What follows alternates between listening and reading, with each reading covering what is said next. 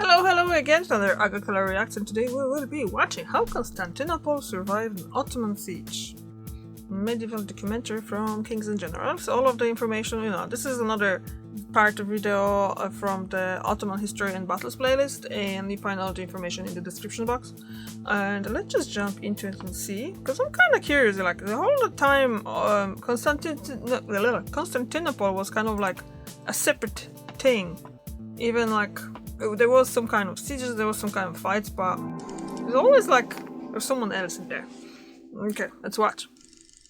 On a beautiful summer morning in the year 1422, the citizens of Constantinople woke up to another presumably uneventful day, as the sounds of church bells echoed throughout the Roman capital.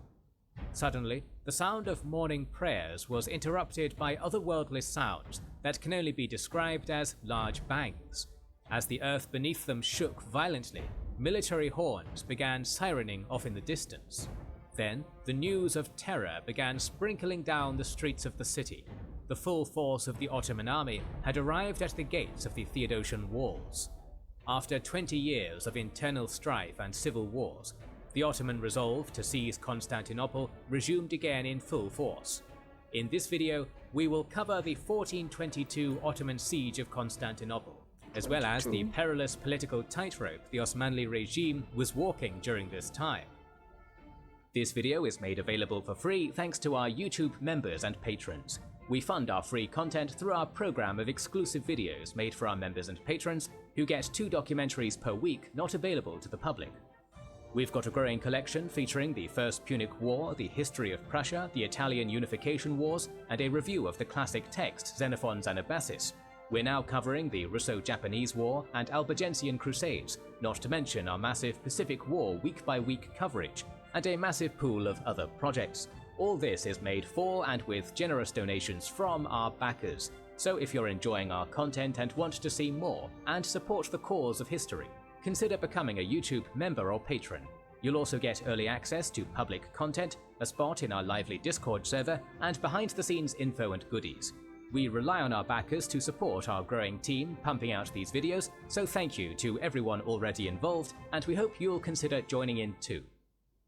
With the Ottoman interregnum coming to a close with the defeat and death of Musa Çelebi, the House of Osman entered into a period of rebuilding.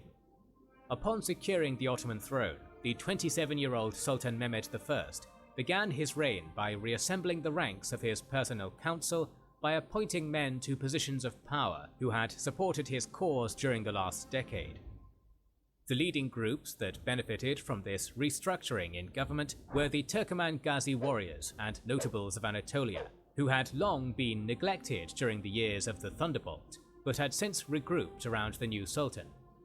It was these Turkomans who had made up the core of Mehmed's army during the wars of the last decade, and it would be they who were now to play a vital role in his government for the foreseeable future.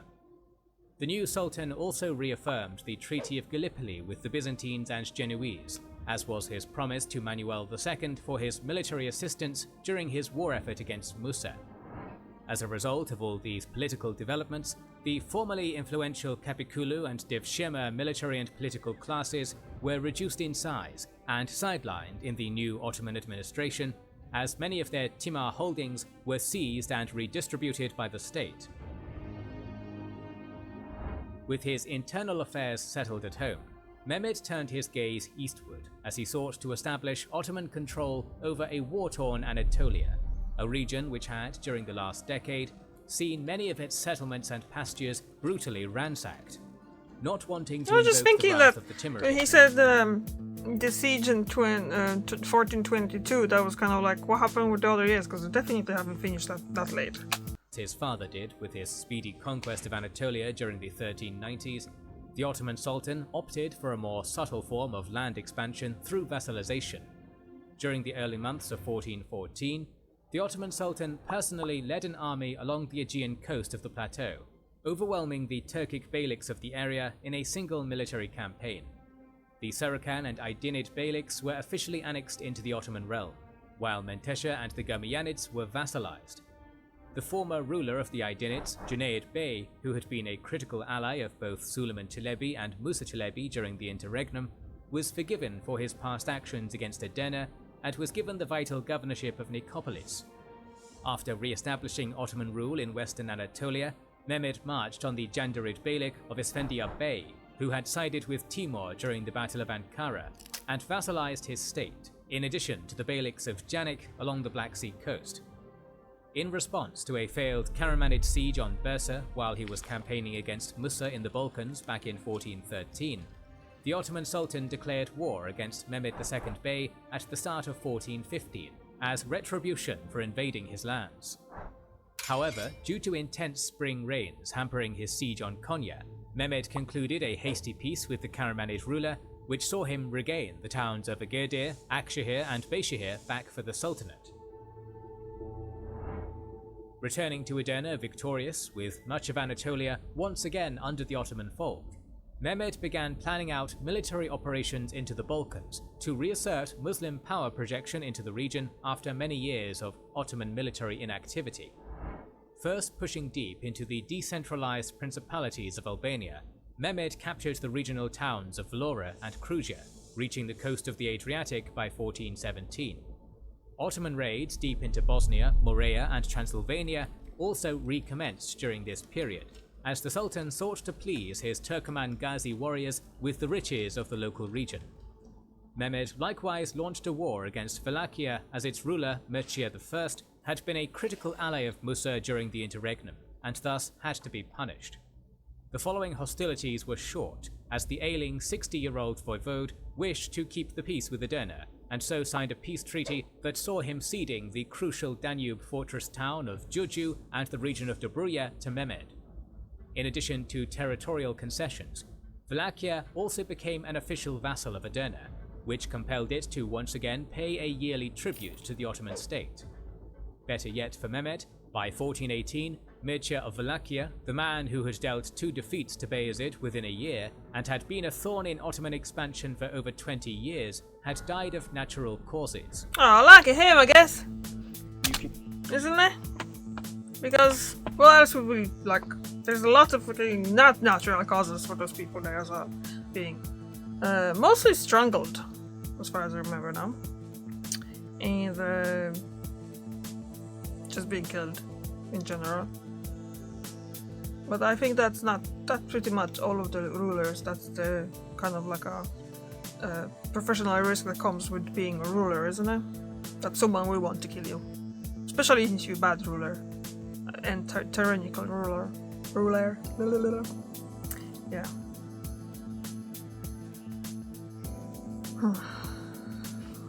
At least he could die, hopefully, in his own bed.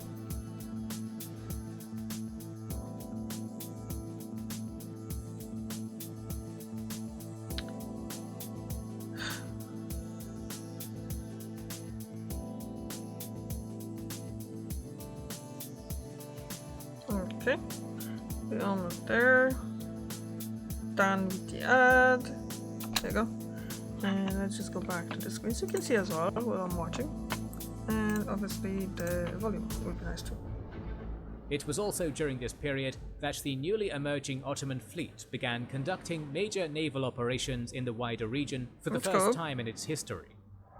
Since the end of the interregnum, many Ottoman coastal settlements and merchant ships in the Aegean had been harassed by various corsair groups stationed in the many island colonies of the Venetians. I swear to God, I need to check out the fucking Venetian colonies because that's just weird. Look. Like, there's Candia here. There's some here alongside the Greece islands. There's some here, and obviously there's one here. And there's Venice there, where the Venice is. I wonder if this is supposed to be Venetian colony as well, or this is just to use the same color for different thing. Well, kinda hard to say. Result, Edirne began its own military operations against Venice, as a newly built galley fleet headed by Chali Bey raided the Venetian islands of Andros, Paros, Milos and Evia between 1414 and 1415. As hostilities between the two sides escalated, in 1416, the combined fleets of the Ottomans and Venice met at the mouth of the Dardanelles Strait, which saw the latter crushing the fleet of the former in open battle. The engagement that was later to be known as the Battle of Gallipoli had resulted in the death of Çali Bey and the capture of much of the new Ottoman fleet and its crew by Venice. With Emperor Manuel II mediating the peace talks in Constantinople, an official peace treaty between Edirne and Venice was to be concluded in 1419, which saw both sides agreeing to the transfers of war prisoners in return for Mehmed recognizing Venice's overseas possessions in the eastern Mediterranean. Unfortunately for Edirne, the loss of the war ensured naval superiority for the Republic of Venice in the Aegean Sea for decades to come, as the remains of the Ottoman fleet sailed back into the harbour of Gallipoli. In addition to military developments abroad, a series of political developments at home would consume a large portion of Sultan Mehmed I's reign. During the Ottoman Sultan's restructuring of personnel in his government at the beginning of his rule, many statesmen who had supported the wrong son of Bayezid were exiled across the Ottoman realm. One of these exiled men was Musa Çelebi's Karayaska, or chief military judge, Sheikh Bedreddin. Being of mixed Muslim and Christian parentage, the military judge had gained a mass following for his utopian, syncretic vision for the Ottoman Sultanate, like his views on the legal equality of all followers of the Abrahamic religions and the communal ownership of property of all peoples. Bedreddin's views spread like wildfire around the Balkans and Anatolia during the years after the Battle of Ankara, as the vast majority of ordinary Ottoman citizens had been plagued with economic instability and war for the last 13 years, and were thus unsatisfied with the central government in Edirne. These ongoing political developments were a major internal threat to the Sunni-identifying Ottoman state, which saw itself as the authority on political and religious matters within its holdings. Travelling from Nicaea to the Jandarid Beylik, then Wallachia to Ottoman Bulgaria, the former chief military judge preached his popular message to the peoples of the regions, which soon sparked a full-scale civil rebellion by 1416. In a short period of time, Smyrna, Manisa, and the regions of Dobruja and Sarukan had revolted against Ottoman rule, which saw tens of thousands of Muslims and Christian peasants, madrasa students, and marginalized Kapikulu soldiers joining the ranks of the rebellion. Sheikh Bedreddin's rebellion posed a serious challenge to the authority of Sultan Mehmed I during a period when the leader of the Ottomans was trying to reunite the scattered pieces of his father's former realm. A military response led by Grand Vizier Bayezid Pasha and the Sultan's eldest son, Shahzada Murad, was quickly launched against the rebelling regions in Anatolia, and in a short but indiscriminately bloody campaign, all resistance was crushed. Meanwhile, Mehmed launched his own military response. Now, this is gonna sound like a stupid question, but I'm kind of looking at all of those portraits of those people, those rulers and stuff. Are they hats or turbans? Bedreddin, who was stationed in Dobruja, and won a quick victory over the rebels that saw him capture the rebel leader. After a one-sided trial held in Ceres, Sheikh Bedreddin was hung alongside his followers in a show of Ottoman supremacy to the broader region. The first civil revolt in Ottoman history resulted in the Ottoman regime cracking down on religious orders throughout the empire, with Edirne making a direct effort to silence dissenting voices of religious judges and leaders in the Balkans and Anatolia.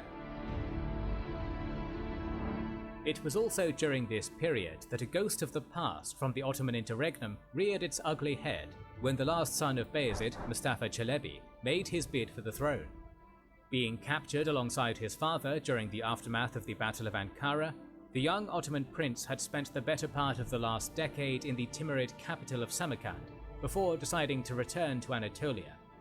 First arriving in Trebizond, Mustafa travelled to the courts of the Jandarid and Karamanid Beyliks to seek military and political support against Mehmed.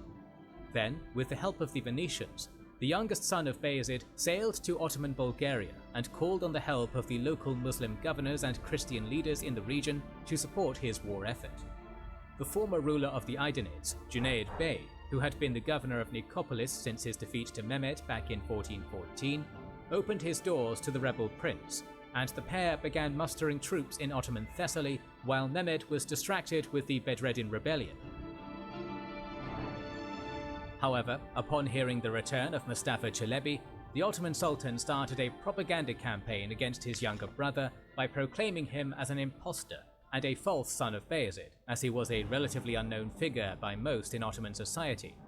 After suppressing Bedreddin's rebellion in Dobruja, Mehmed quickly marched on the mustering forces of Mustafa and defeated him in battle, which saw the rebel Ottoman prince and his followers seeking refuge in Byzantine-controlled Thessalonica. Sending out a petition to Emperor Emmanuel II, with whom he was on good terms, the Ottoman Sultan demanded the return of his rebellious brother immediately. In a classic example of Byzantine diplomacy, the Emperor of Constantinople instead offered Mehmed to exile Mustafa and his supporters to the island of Lemnos in return for a yearly tribute of 300,000 Ottoman akçe. Knowing he could not afford to be heavy-handed with Byzantium due to the economically uncertain state he found himself in, Mehmed accepted Manuel's terms and returned to Edirne. During the spring of 1421, while on a hunting expedition near the lush forests of Bursa, the 35-year-old Sultan of the Ottomans fell off his horse and was severely paralyzed. Upon returning to the imperial palace and knowing that his days were numbered, Mehmed ordered for his eldest son, Shahzada Murad, who was the governor of Amasya, to come to the former capital city at once to swiftly secure the Ottoman throne from him. However, the Ottoman Sultan, who had received over 40 battle wounds over 24 battles in the last 20 years, succumbed to injuries before his son's arrival. Often regarded as the second founder of the Ottoman state due to his efforts during the interregnum and his reign of stabilization, Sultan Mehmed I would become one of the most respected members of the House of Osman in future generations. Against all odds, the former Ottoman monarch had managed to pick up the scattered pieces of his father's realm from the Battle of Ankara and rebuild a state that was once again in control of its own destiny. For over 42 days, the death of the Sultan was kept a secret by Grand Vizier Bayezid Pasha and his personal staff, as the fears of civil war circulated in the imperial palace. 40 days, huh? In an unusual series of events, Mehmed's body was put in a litter in order to hide the stench of his decaying body, and during the days in which audiences were held, state officials dressed their former sultan in his imperial regalia and hid behind his cloak to simulate the sultan stroking his beard and moving his arms.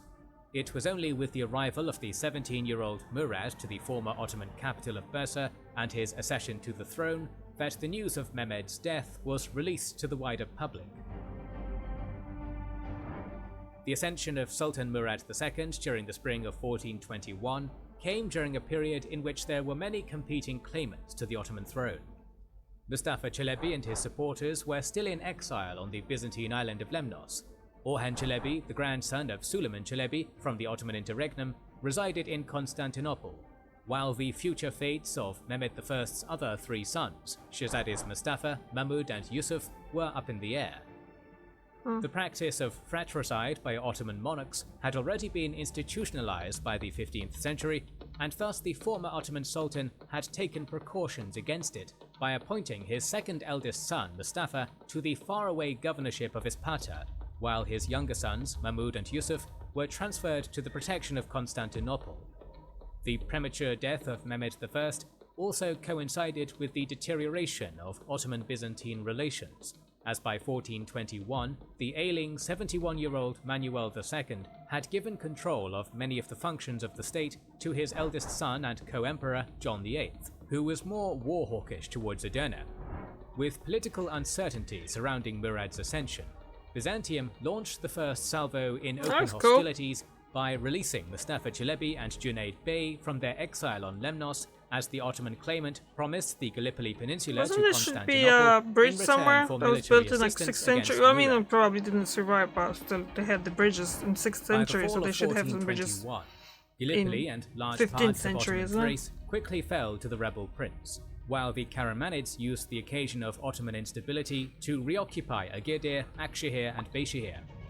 As Murad II was in Bursa, busy recruiting an army for the upcoming wars, his Grand Vizier Bayezid Pasha, who was already stationed in Edirne, met the forces of Mustafa near the village of Sasladera near the Thracian Aegean coast. Nonetheless, due to a series of mass defections of his Capiculu ranks to the rebel prince, the Ottoman Grand Vizier was captured and beheaded on the insistence of Junayd Bey. Upon his victory at Sasladera, Mustafa Çelebi entered the Ottoman capital of Edirne and proclaimed himself as Sultan of Rumelia in front of roaring crowds. Many Ottoman peasants of the local region, and many in the ranks of the Capiculu, had felt alienated by the pro-Turkoman policies of Mehmed I and his brutal suppression of Bedreddin's rebellion, and so favoured his alleged younger brother Mustafa instead of his son Murad. I mean, yeah, well, you can't really... I don't know actually. What should I think about it? Because obviously it's political situations are always difficult to understand exactly. I know this is like historical point of view, so we kind of know more.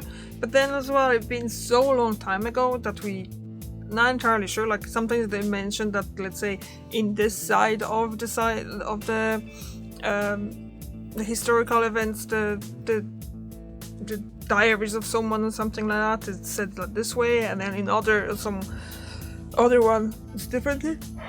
Excuse me. But that's what's happening though, isn't it? Often. That's what it is. Because of what you're supposed to do. I don't know, I've never been a ruler, and I'm never gonna be a ruler, so and I like to think that I would be a fair ruler if I ever be. But being like something like that in it's just hard, because obviously you have to take in consideration pretty much everything that's going on inside of your kingdom or imperium and outside as well. And in this case now, you have to worry about your brother and your son and all of the people and stuff like that. You don't know if you can trust everyone. However, almost immediately after his initial victory, the newly crowned rebel sultan made a multitude of political miscalculations. He first reneged on his promise of ceding the Gallipoli Peninsula to Constantinople, and then began an unpopular invasion of the Anatolian territories under Murad's control. By January of 1422, Mustafa's 17,000-strong army began to besiege Bursa, much to the annoyance of his Kapikulu contingent, who instead wished to be stationed in the Balkans and not fight in Anatolia, with Junayd Bey abandoning him to reclaim his former domains around Smyrna and losing fiscal assistance from Constantinople. Mustafa's army began mass defecting to Murad, which resulted in the latter efficiently routing the former's army near the town of Ulubat, with Sultan Murad hotly pursuing him into Europe, and effectively losing his entire army during the military campaign. The rebel sultan retreated back to Edirne and collected the Ottoman treasury to make a last stand in Wallachia. However, Mustafa Çelebi, the last living son of the Thunderbolt, was captured by Murad's agents on his journey north and was later executed, thus bringing an end to the Ottoman civil war. With the death of Mustafa Çelebi, Sultan Murad II turned his full attention and wrath on the Byzantines for instigating the recent civil war in the first place, officially declaring war on Constantinople. While regional Ottoman marcher lords swiftly seized Nicomedia and Byzantine settlements in Thessaly, Murad and his new Grand Vizier, Jandali Ibrahim Pasha, began the dual sieges of Constantinople and Thessalonica. Despite his youth, Murad had already gained much-needed military experience during his father's reign and the recent Ottoman civil war, so the young sultan was determined to follow in the footsteps of his grandfather by besieging the capital of the Romans. For 63 days, Murad II rained hell upon Constantinople, as for the first time, cannons and other explosives were used to breach the Theodosian walls. An eyewitness of the siege, John Cananos, tells how the Sultan built an immense rampart of earth from the Sea of Marmara to the Golden Horn. From this, his troops discharged volleys of fire and stones from catapults against and over the land walls, and thus large parts of the suburbs of the capital were burnt down. A much revered imam in the Ottoman camp called Sheikh Bukhari, who claimed descent from the Prophet Muhammad, had foretold that Constantinople would fall on the 24th of August, and so the main Ottoman assault was therefore made on that day. A long and bitter battle for possession of the walls followed. However, the determined defenders of the city proved steadfast in their battlements as they repulsed wave after wave of Ottoman attacks on the walls.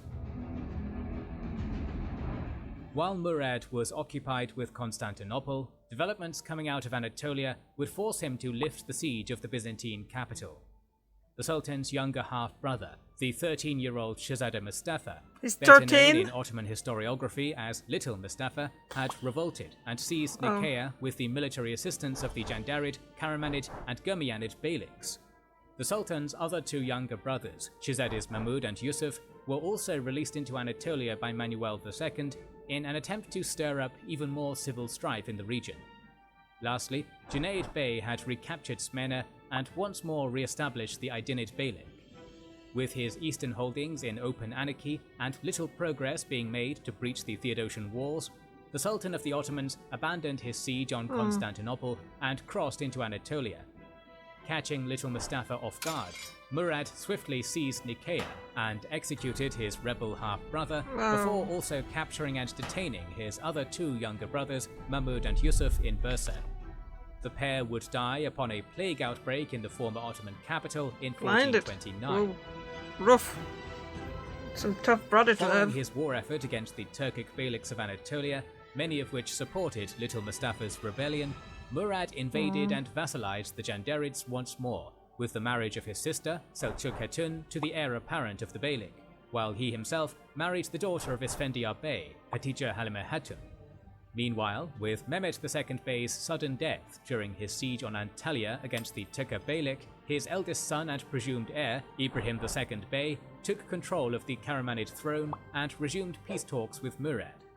In return for Agadir, Akshahir and Beyshahir, the new Karamanid ruler married another sister of the Ottoman Sultan, Elaldi Sultan Hatun, and peace between Edirne and Konya was once again re-established. Being childless, the ruler of the Gamayanids, Yakub II Bey, surrendered his domains to Murad, while Menteşe and the Teka beyliks were fully annexed into the Ottoman Sultanate. Lastly, Junayd Bey, the former ruler of the Aydinids, who had defied Ottoman rule for over 2 decades, had been defeated by the local Ottoman governors of the region in a partnership with the Genoese and was beheaded by 1425, resulting in the complete annexation of the short-lived re-established Aydinid beylik. Within the first 18 months of his reign, Murad II had impressively managed to crush 2 significant rebellions, conduct a large siege of Constantinople, and reclaim parts of Anatolia for the Ottoman Sultanate. Only time would tell if he would be worthy of carrying the banner of his forefathers, or better yet, parading those said banners deep inside of Europe. In the next episode of our series on the early history of the Ottomans, we will look through the early years of Sultan Murad II's reign, and a renewed interest by Edirne in conducting wars of conquest in Europe. To ensure you don't miss that, make sure you are subscribed and have pressed the bell button. Please consider liking, subscribing, commenting and sharing, it helps immensely. Recently, we have started releasing weekly Patreon and YouTube member exclusive content. Consider joining their ranks via the link in the description or button. Look at this. They have Elven Armies of the First Age, Middle Air to Lore documentary, and then there is the entire Galactic Civil War 3-hour Star Wars Lore documentary. That's kind of interesting, but that's long though. Alright, what do you think about this one? So they did the siege of Constantinople, but it didn't really won. So you could think it was a failure, but then he kind of like got the other lands and stuff, so he made the whole empire bigger. So yeah, going in the good direction, I guess. Okay, thank you very much for watching, and I see you tomorrow, and with another video from the Ottoman History and Battle playlist in 2 weeks time. So bye.